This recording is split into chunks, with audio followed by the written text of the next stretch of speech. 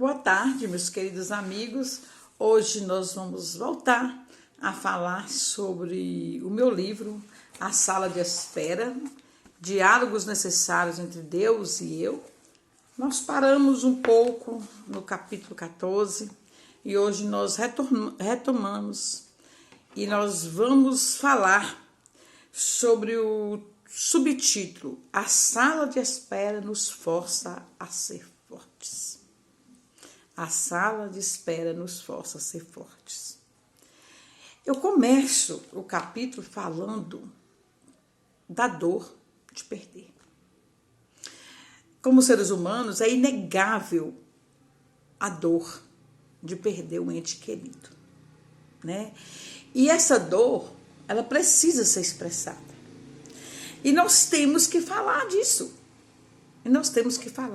Porque se não falarmos, a gente não coloca para fora, a gente fica como uma borboleta ali no casulo e guardando aquilo pra gente. Aí demora o processo do luto.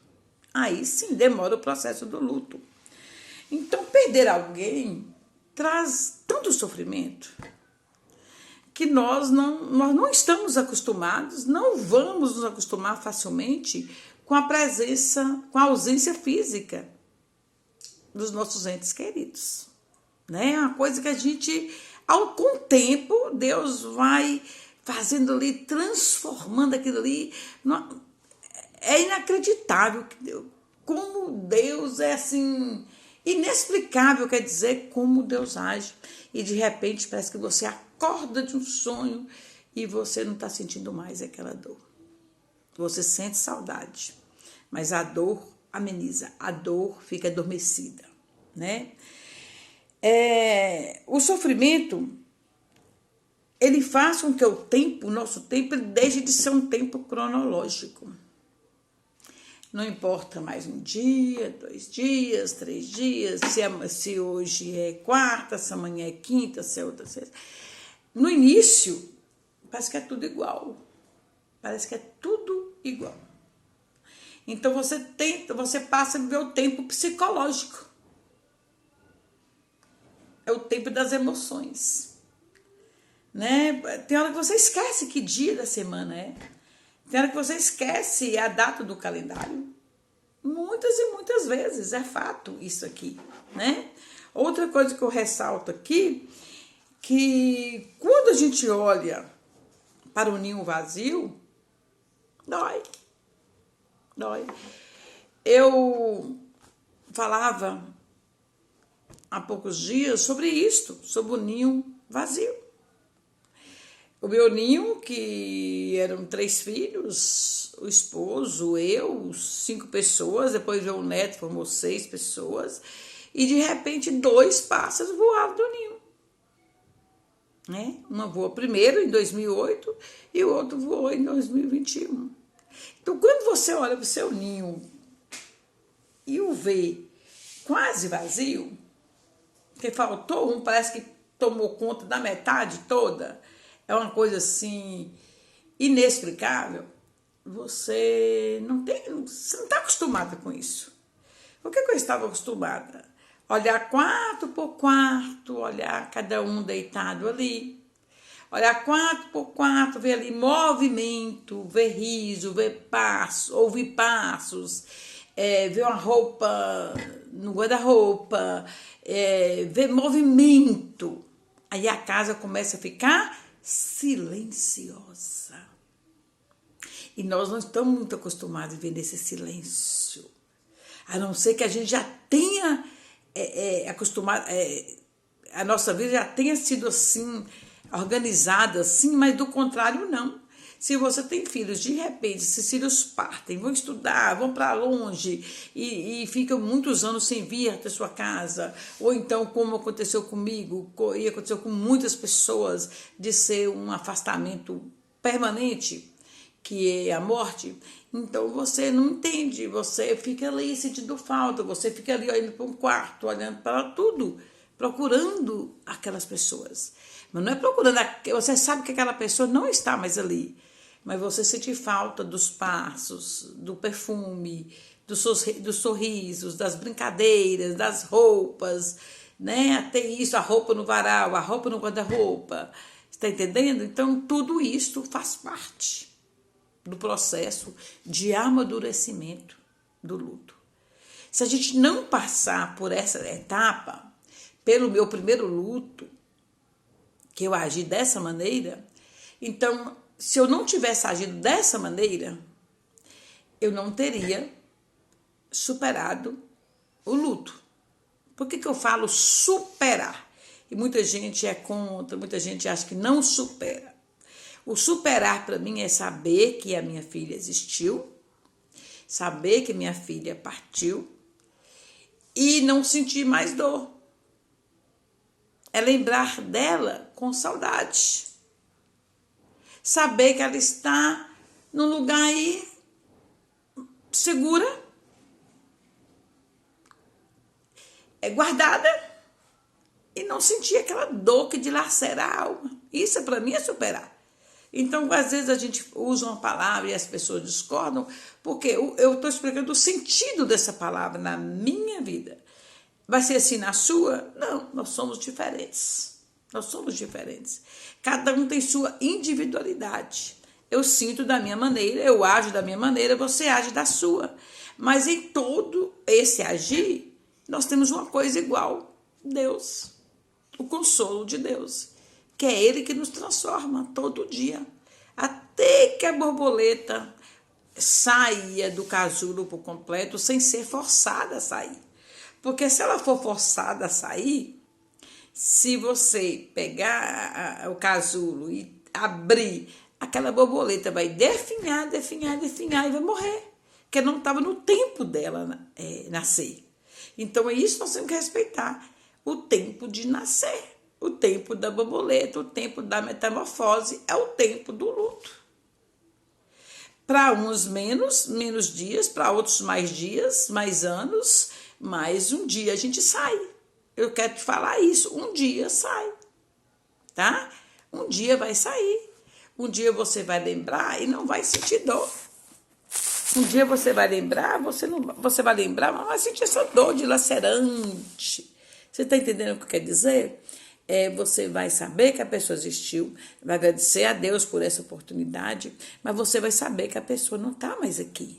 Você vai ter consciência disso sem sentir aquela coisa apertando o seu peito, aquela dor horrorosa apertando o seu peito. É isso que eu quero dizer. Mais para frente eu faço outra aplicação. O tempo de aceitação se torna maior. Neste caso aqui específico que eu falei, aí eu falei sobre os meus 2 lutos. O luto por uma doença de coração, por uma doença assim, que você está no hospital, aguardando ali, e junto com a pessoa, dando força à pessoa, e o luto por Covid. Foi uma coisa muito assustadora, que foi a questão do meu filho, muito assustadora. Foi uma coisa muito solitária. Ela colocou as pessoas solitárias, isoladas. Então, esse luto aí, ele tem um tempo maior.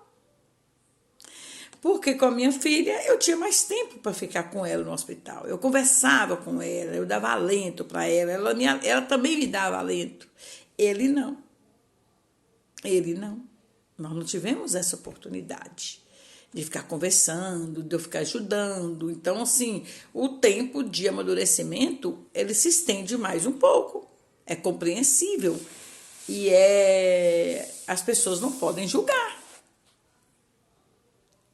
Que o tempo ficou maior para aquele luto, né? Depois eu coloco, já falei sobre a lagarta no casulo, né? E dizer que somos fortes seria trair a nossa convicção de que somos frágeis e fracos na dependência e graça de Deus. Então, muitas vezes a pessoa fala: nossa, você é uma mulher forte, você é forte. Não, eu não sou forte.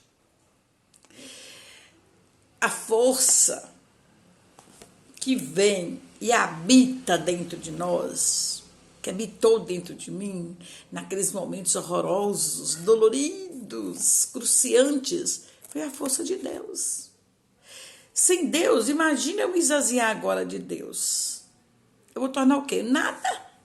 Formiguinhas, eu costumo falar. Formiga, vem um, pisa, esmaga a formiga e ela para de existir.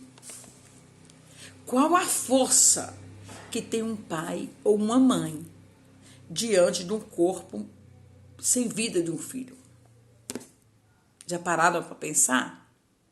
Foi o que eu passei. Então eu teria que ter sucumbido. Teria que ter sucumbido com essa força, se não fosse a força de Deus. Então, mais uma vez eu ressalto, a misericórdia de Deus é que nos sustenta. A graça de Deus é que nos dá o refrigério. É através dele que nós vamos caminhando. E no caminhar nós vamos amadurecendo e vamos tendo a convicção do que foi melhor, do que foi aquela partida, que foi um propósito de Deus em nossa vida. Não tem que ter explicação, não há explicações, não há porquês. A gente tem que aceitar que nós somos totalmente dependentes de Deus. É isso que nós temos que aceitar. Depois, para não ficar muito longo, né? Eu falo, quando algumas pessoas falam, que eu costumo assim, ver livramento em tudo. Em tudo que me acontece, eu vejo um livramento do Pai. As pessoas me perguntam, mas tem livramento na morte? A morte para nós é a última etapa, não é isso? Mas é a última etapa aqui na Terra.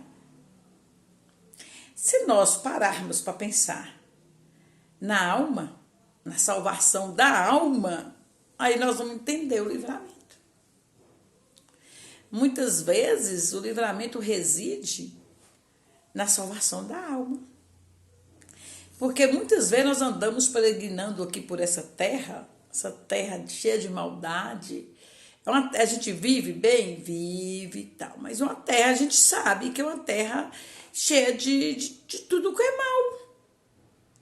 Se nós não importarmos com a nossa alma, para onde nós iremos? Então nós temos que importar primeiro, priorizar a nossa alma, porque aqui nós somos peregrinos. Um dia nós vamos partir e não vamos levar nada daqui. Essa roupa vai ficar aqui, tudo vai ficar aqui, essa pele vai ficar aqui, tudo vai ficar aqui. Eu vou levar o quê? O que está aqui dentro, minha alma. Então eu tenho que preparar a minha alma. Então tem livramento? Tem livramento na morte. Eu vou ficar perguntando para Deus? Não. Ele sabe qual foi o livramento. E ele, pouco a pouco, ele vai colocando discernimento, ele vai colocando um conforto na gente, que a gente passa a ter essa convicção. Que nada foge do controle dele. Se ele quisesse que tivesse vida, teria vida. Ele não ressuscitou Lázaro depois de quantos dias? Então ele poderia dar vida. Poderia falar, não, esse aqui não vai morrer. Mas por que morreu? Porque estava dentro do plano de Deus aquela partida.